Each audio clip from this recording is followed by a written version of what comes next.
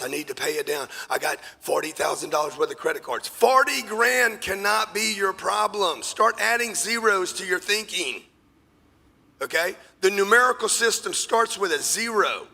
1 is not the first number. 0 is the first number. You need to learn how to add the most important number to your numbers. Quit trying to go down, try to go up, right?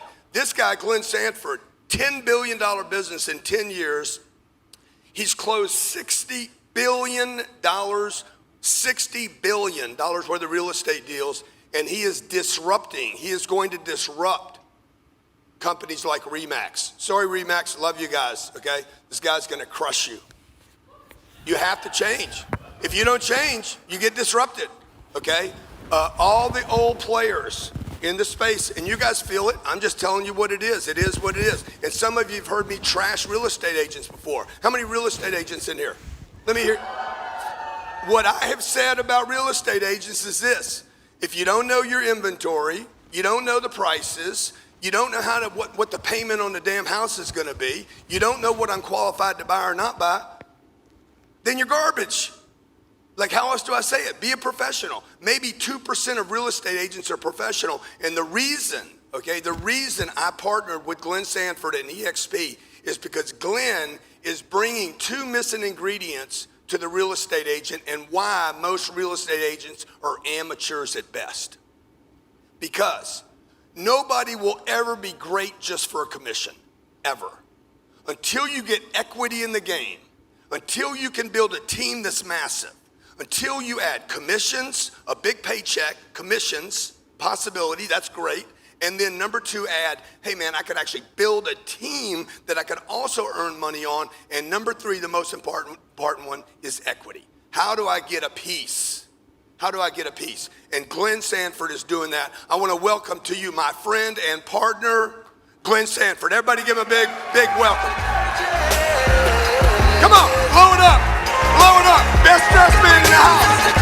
Look at him. Brioni got the puppy. Come on, big time. It's a big boy right here. Blow it up. I can't hear you.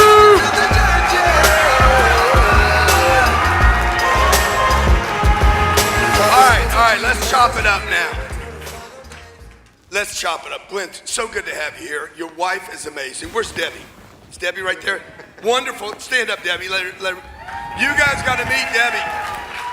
Okay, this guy is amazing, and I'm like, I wonder what the wife's going to be like. Like, Glenn's so amazing, I bet it's going to be dud.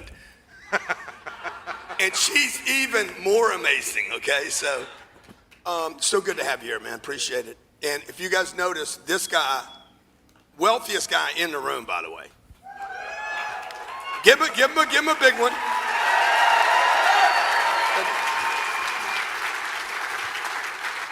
Has been here all 3 days.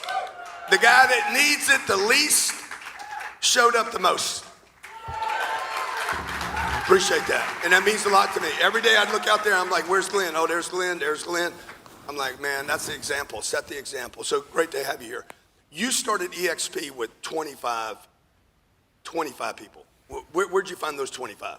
I'd actually run real estate teams prior to launching EXP Realty, and Brian Colhane, who's somewhere here in the room, there he is. So Brian and I have been working together since 2005. I had a previous company called Buyer Tours Realty, and after the downturn in 2008, we ended up having to close 3 of our 4 offices, went to a skeleton crew on the 4th, and we actually all got together in April of 2009, and one of our agents actually asked the question, when do we get our offices back? And I'm like, the market kind of sucks right now, and we can't afford offices, so we need to figure out a way to build a business model that's not dependent on bricks and mortar. So that's what we started with, those 25 agents, and now we're 48,000 plus. 48,000 agents. How many countries? We're in 13 countries, and we've got a bunch more that we're like launching. Every day I talk to you, like a couple days ago, it was like 11. It was 9, 11, 13. So is it really changing, or is it just like? No, it is. So there's another gentleman that's here, Michael Valdez. You never know. I'm a promoter. He's in My the numbers change sometimes. he launched 70 countries for his previous brokerage. He had 113 under his domain, and so he joined us last year, and he's like literally doing like 5 countries a quarter. Wow, that's crazy. So how did you get in the real estate game, and how did you see this, what you're doing? Like, and I want you to explain to everybody what it is EXP's doing. Yeah, so I got into real estate as an agent, actually on a team of another agent in 2002. I'd come out of technology. I'd launched an internet e-commerce logistics company just before the dot-com collapse, and so I refer to myself as a dot bomber from that exercise. I'd actually worked for AOL at one time. I'd built my own online service and actually built an online community long before Facebook. And so this was before, even pre-web. And so I was really this technology entrepreneur that when I got into real estate, I got into real estate while I was looking for my next deal and whatever my next business was going to be. And it just turned out that real estate was pretty antiquated, and so all these technology skills that I had developed in the 90s were super applicable. Internet lead gen, working with clients online, all this stuff was new stuff in 2002, 3, 4, 5, and so it ended up that real estate ended up being the next deal. And so why real estate? Why not insurance? Why not financial services? Because I didn't get hired into those roles. I literally was sort of needing a job. And because I was trying to figure out what I was going to do, and somebody guaranteed me $3,000 a month to join his real estate team, so I got licensed, and so that was kind of how I got in the business. In fact, I was like, so when you got your license, how old were you? 35. Okay, and so how long did it take you to pass the test? It didn't take me. It took me a little longer because the gentleman Hugh, who actually asked me to get my license, he followed up with me 30 days later. And said, Glenn, how come you don't have your real estate license? I said, well, Hugh, I get paid $60 an hour to do website development work. And he goes, I'll pay you $60 an hour, go get your darn license. So then I got my license like probably about 30 days after that. So 60 days it took me. So $60 an hour almost kept you from building a $10 billion business. You guys realize that? That is a freaking whack idea. That's an expensive job there to keep. So you're going from developing to now you're going to sell homes.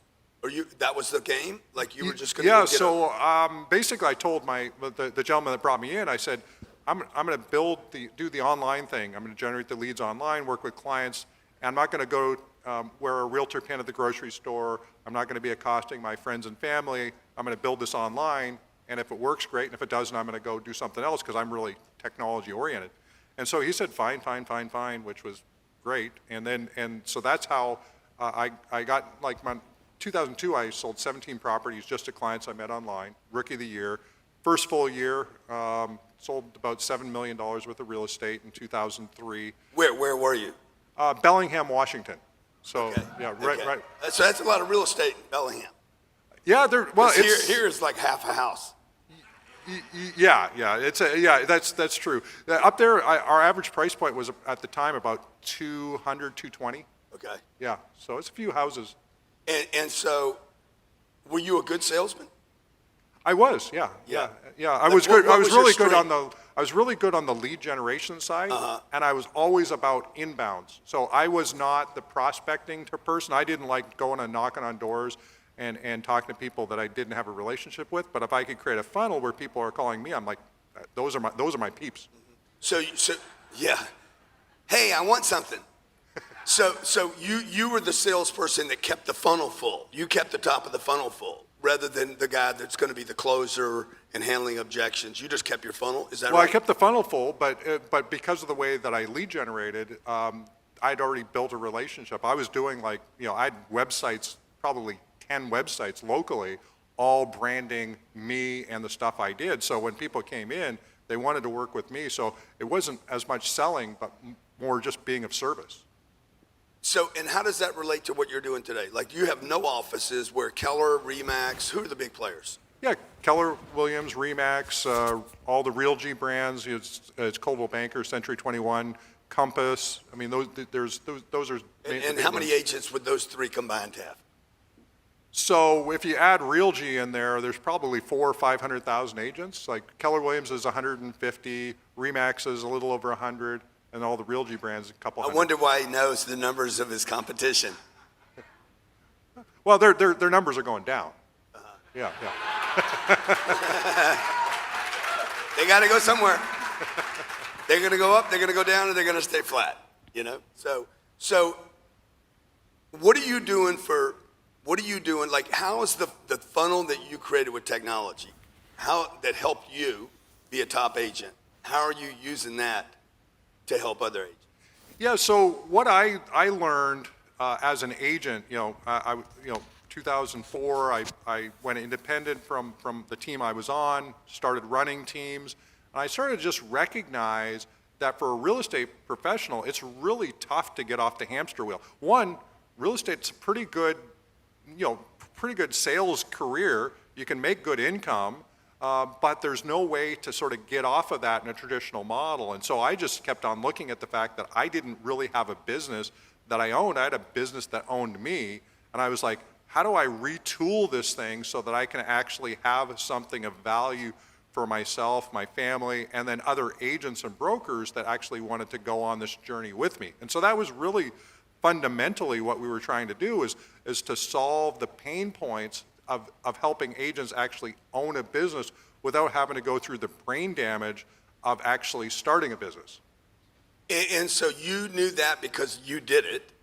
Were you like, when you were selling real estate, if you made 3% or 6%, what is it? Yeah, whatever it is that we always complain about. The consumer always complains about it. Yeah, it's about 2.8% average. Okay, so on 7 million, so that made you $150,000. Yeah, about that. And then you probably gave some of it to the house. I did. Okay, and so when you were doing that, you're like, man, there's got to be a better way. Yeah. Where did you come up with the equity model? Yeah, so my dad and I actually, in the late 80s, early 90s, we actually took about 15 different companies public through a process called a reverse merger, where you'd actually find a public shell, and then you'd take that company and you'd roll it into the shell so they could do something with the equity. So there was a lot of companies back then that wanted to do that, so we did that a bunch of times. And so when we started EXP, we wanted all of our agents to be shareholders, but there were rules, especially back in 2009, around the number of non-accredited shareholders you could have in a company, which was limited to 35, and most real estate agents aren't accredited. So in 2013, we actually bought a public company, reversed ourselves into that public company, so we could then distribute equity to our agents, because a public vehicle removes that limitation of 35 shareholders. So 2014, we started to distribute equity to our agents because, quite frankly, I wasn't offered equity when I was at the firms that I was with, even though you were, or were not. I was not, and I was the biggest single agent team in the offices that I was involved with. And I went to the broker owner, and I said, hey, can I get some equity? And he says, no. I'm like, going, well, that kind of blows. And so I ended up moving to another brokerage, and I actually got offered 1% of the market center, and that was all they wanted to actually sell me. And then I read the document that went along with it and all the stuff I had to agree to. I'm like going, nobody in the right mind should give up their whole future for this 1%. So I backed away from any of that equity. And then when we started EXP, we're like, how do we actually create meaningful amounts of equity for our agents and brokers? So it sounds, and I've heard this theme a couple times now, it's like the pain point, the problem that you experienced became your pivot and what your offer really is.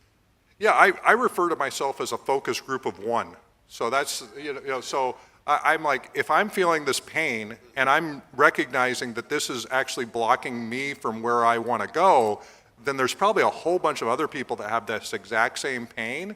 So if I can solve it for me, then I can solve it for everybody else at the same time, and that kind of created its own marketplace, because that is the biggest challenge. I mean, if you're an agent and you're not with EXP, I mean, raise your hand if you're going, man, I really like the equity I'm getting at my brokerage.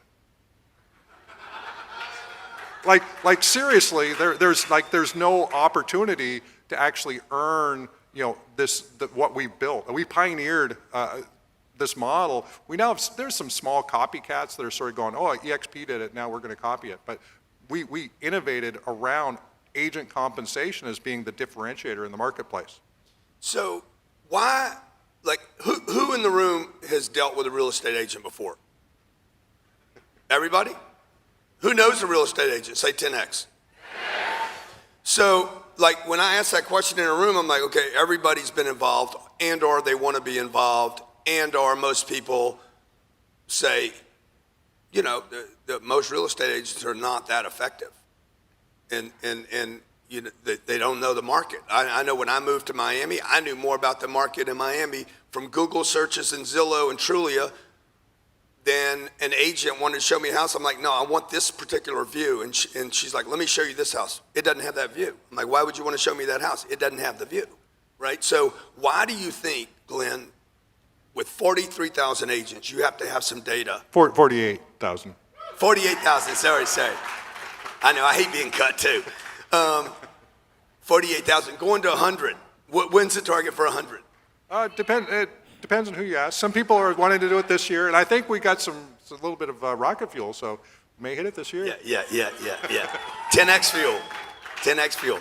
So what are the inefficiencies of the agent, and why? Because there seems to be this common denominator. I'm not trying to trash him, but yeah, I think the reality is most people that get into residential real estate came from another career that wasn't a sales-based career. And so, you know, you're a school teacher, you're an engineer, you're this, you're that.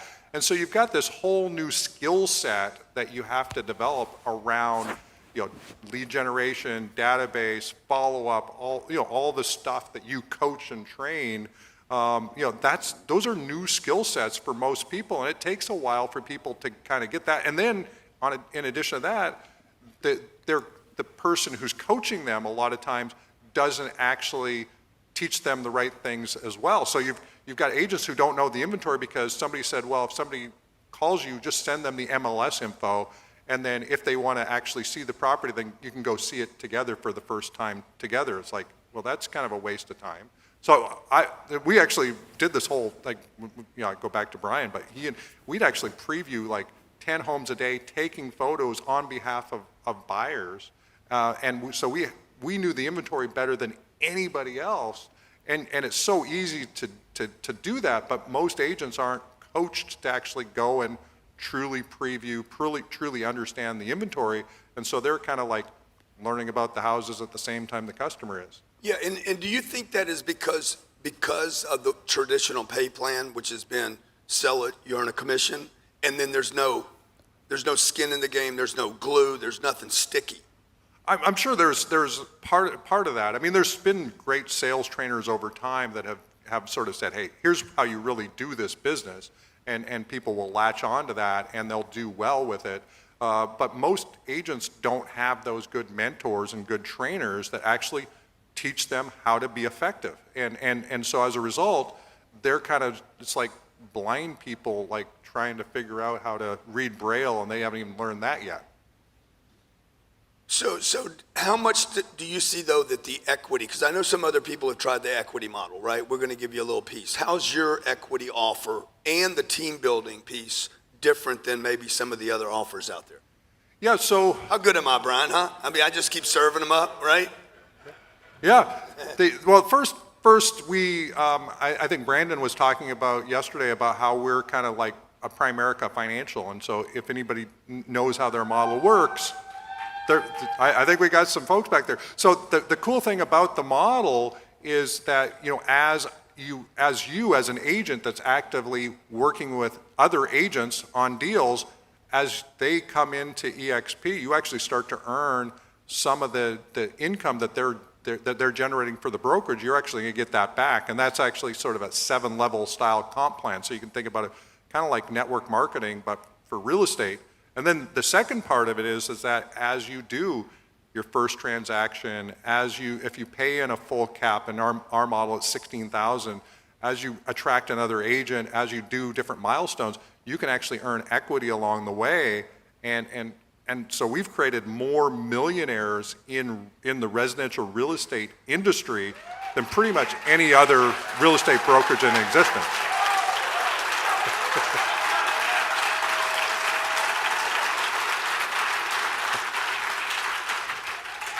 Do you want to share Brian's story, how you met Brian? Because that story is like, oh yeah, so crazy. Brian and I, we this we is ran Brian right here in the orange shorts. Yeah, you know you got a lot of money when you show up in orange shorts.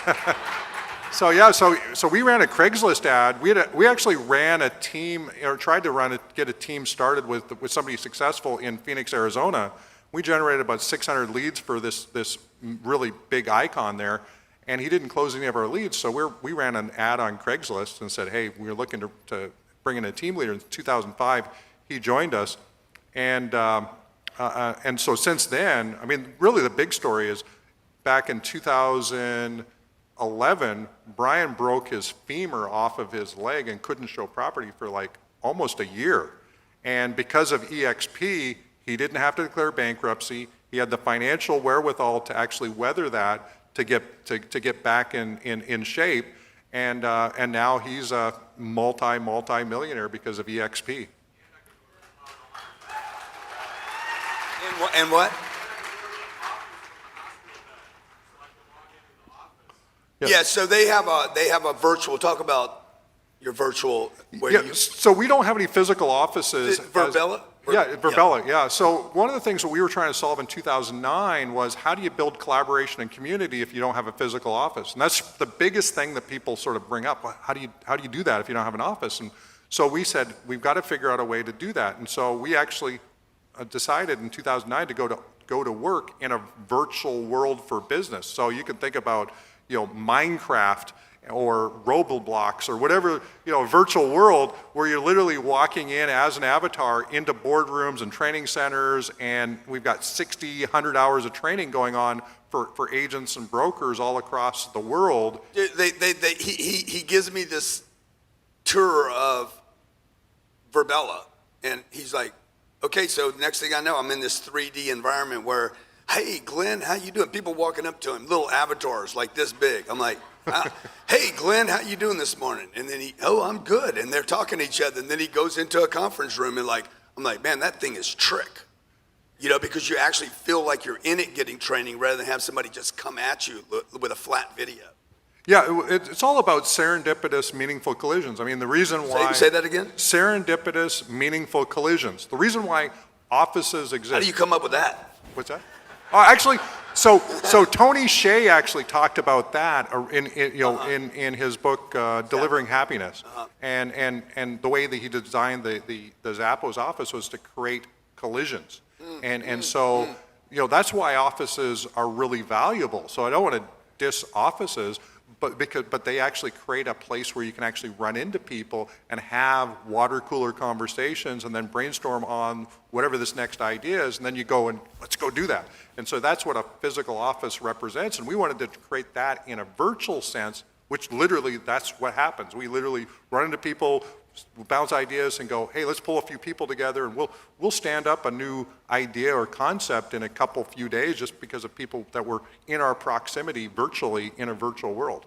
So you guys understand, he has no physical offices, 43,000 agents, 48,000 agents, going to 100, okay? And so how do you build a culture? I think everybody's going through this thing right now. How do I build a culture and I can't even see people? And he's creating this situation where you actually, because that's my deal with the office. I want an office. I want physical. I want to touch people. I want to see them. I want to see what they're driving up in, how their life is going. And so he's replacing that. How many of you miss being in an environment seeing people? So if we're going to truly go without offices, I don't think we will, do you? No, it's a small subsection of the world will, but yeah, but not most of the world. Yeah, most of the world won't. But you'd still want connection. What do you call it again? Those three things? Oh, the serendipitous, meaningful collision thing? Yeah, I like that, man. That's sexy. I'm gonna use that on Atlanta tonight.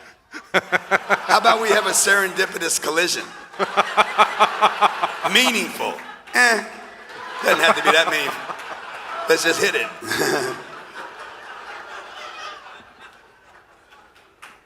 $10X. I hit it last night. I'm transparent. Fat Joe got me going. I appreciate you being willing to be a partner with me. It's a risk. Okay, this is a publicly traded company he has. Okay, $10 billion. Who in the room has built a $10 billion business? He has. And you're with him. Come on, come on. That's stupid, man. You know, I just want to say the reason I do that is because our culture today celebrates so many terrible things every day. The media spends all this time paying attention to stuff that's like just awful. We were doing a charity event for, we had 140 black kids at 10X headquarters. And NBC was coming out to do a show, to let people know about the work we were doing with the community. And the lady calls up on the way out and says, I can't make it. We're going to follow a car chase or a thief or something. But that's the way of the world. So when I run into somebody that's done something really big, like Glenn has at EXP, and he's going to do something really big for a lot of people, and he will disrupt an entire industry for the better, you just got to give him a big hand and a lot of love, okay? Okay? That's right. Because what you admire, you can have. You got to admire it, man. You got to give it love. Because if you hate on it or don't pay attention to it, you're going to push it away. Okay, so Glenn, talk to me about, like, it hadn't all been good stuff, right? Has there been any big disappointments along the way, or have you just been blessed? No, there's been big disappointments. I mean, even when we started EXP, I mean, we literally had to borrow money to actually get into 2009 because the housing market had crashed. So this was, we had to raise some money, figure out how to get to 2009. How much money did you have to borrow? It wasn't much. I mean, it was 150,000 is what it took to sort of pay for what we needed to do pivot-wise. But I've had to fight off some different stuff. I've had to fight off a potential, hostile takeover in my own company at one point. And there's been a lot of stress in growing businesses, and so it's not been all. We've never had a month where we had fewer agents than we had the month before. We've never had a quarter where we did less than we did previously. So we've been growing all the way through, but we. In 2016, 2017, the wheels were almost coming off because we were growing so fast. Of course, maybe we'll have to deal with that problem again. Well, you want to tell them what you told me like a couple weeks ago, that text you sent me? I know you didn't want to send me that text. Oh, which text was that? The text about, hey man, maybe just back off. Oh, yeah. So it was, yeah. So we didn't even have a signed deal yet. Like we in here, we were talking, discussing. Go ahead. Freestyling. So, a little bit of Clubhouse, a little bit of this, a little bit of that, all of a sudden, Elena's like up there as an agent, and I'm like going, she's not really an agent quite yet. And so we got compliance, and we got, this regulated industry, and so we had to just say, hey, can we calm down at least until Elena gets her license?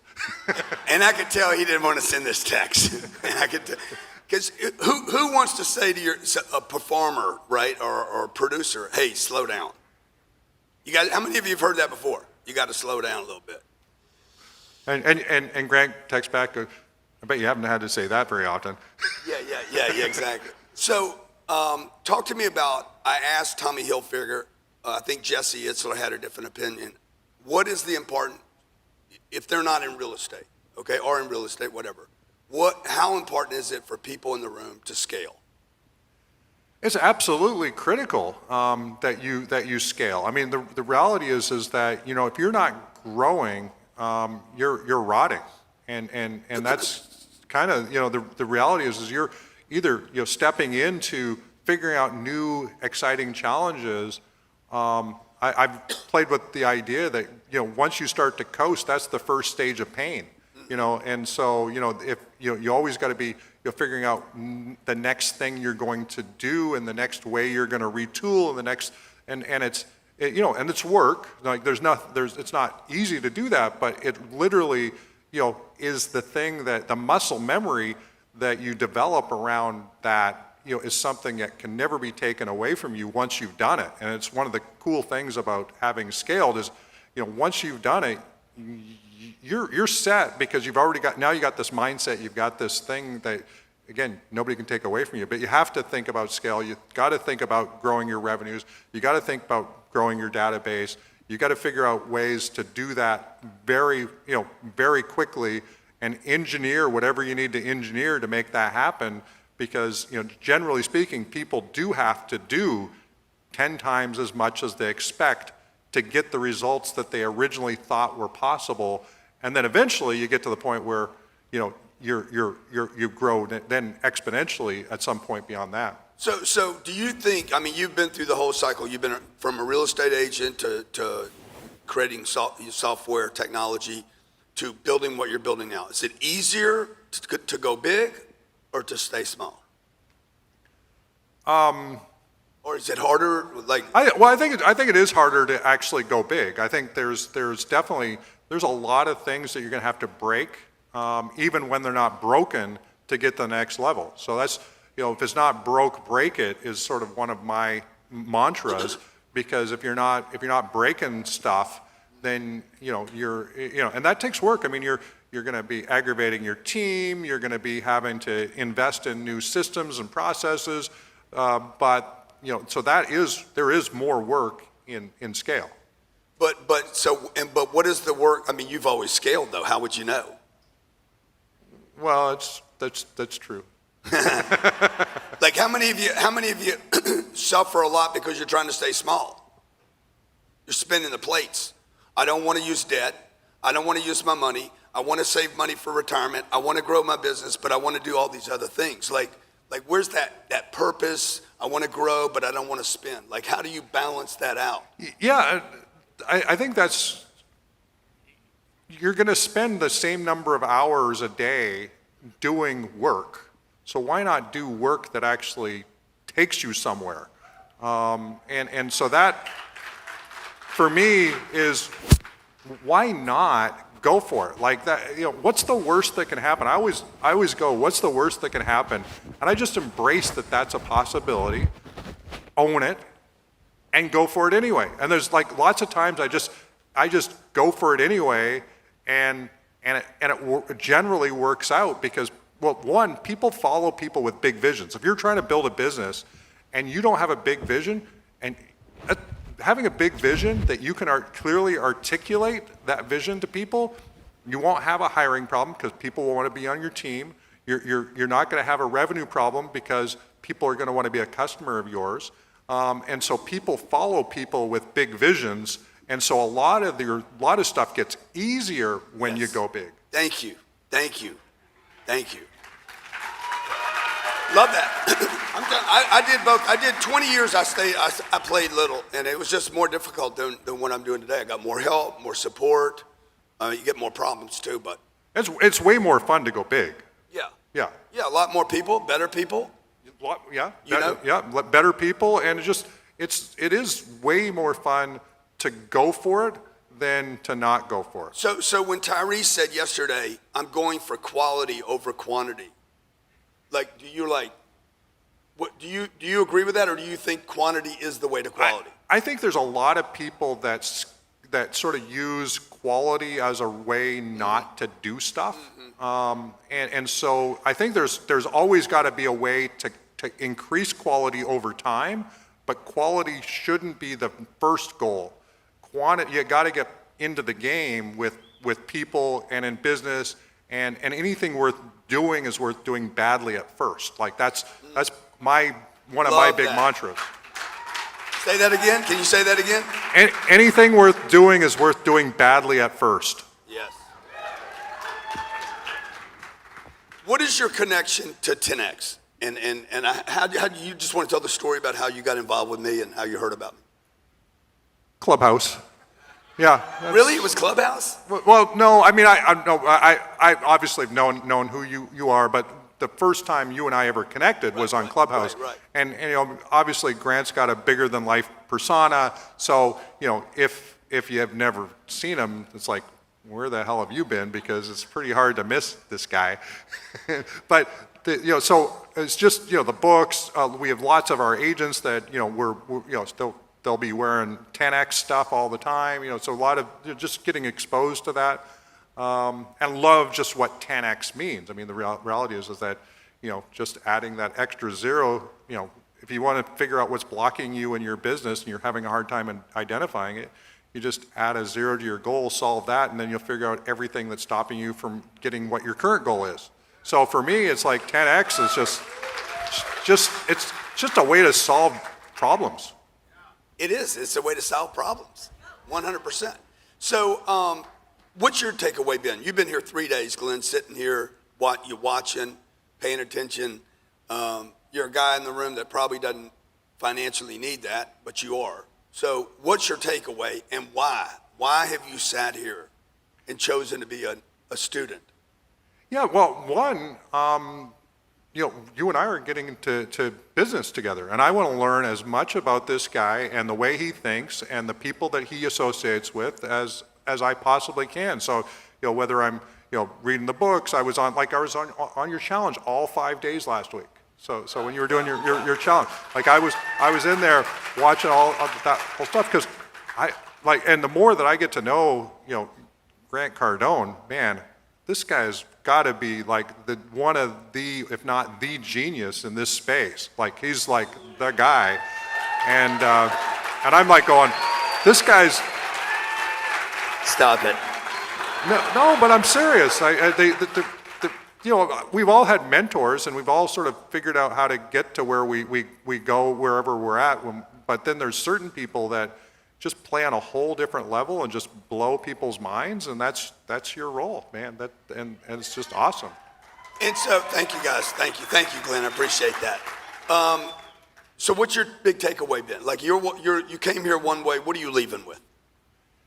Well, I got to meet so many different people. Like I'm already thinking about all the different business relationships that can be developed just from being in this room. So having the conversations with that you put me next to Glenn Stearns the other day, and he's got his mortgage company. So I'm going, man, there's an opportunity there. We should tie in. And then then I was chatting with Pete Vargas and going, holy smokes, and then Brandon and I are chatting. So I'm like going, there's some serious business relationships to be built from just being in the room and just paying attention, and that's why I was here. It's like that's why I was having the conversations, meeting the people, having conversations. It's just I'm always thinking about who can I be in relationship with in some capacity? How can I add value? And that's really where I kind of lean into is like where can I add value for into people's lives, and then what can we do together? And what would you tell the audience to leave with? Like, they're going to be leaving here today. Some of you are staying over, I think, for tomorrow. Who's staying over for tomorrow? Okay, beautiful. Do you have a piece of takeaway, something to add to this serendipitous, meaningful collision? You mean other than everybody should get their real estate license? You mean other than that? Well, no. Elena can prove to you. It takes 30 days to get the license done, and you can pass the first. No, I think what I got out of this, and what I think the takeaway is there's so many ways to level up, and so many people to network with, and obviously you've got the people on the stage, but then you've got all the people that are sitting, to your left, to your right, in front of you, behind you, and all those serendipitous, meaningful collisions. I mean, if you're not walking out of here building a bigger business and a bigger empire, from people you've met here, I mean, you've missed a huge opportunity because there's so many really amazing people in this room.